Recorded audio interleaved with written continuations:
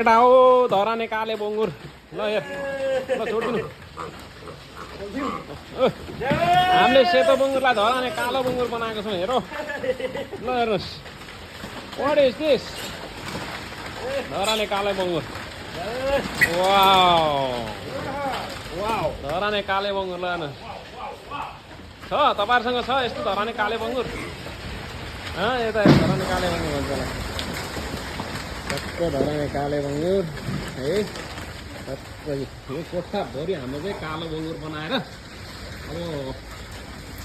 यो सेतो बङ्गुरबाट कालो बङ्गुर चाहिँ राम्रो हुने भयो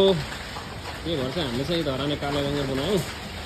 अब यो त देख्न सक्नुहुन्छ भर्खर भर्खर कालो बनाएको यिनीहरूलाई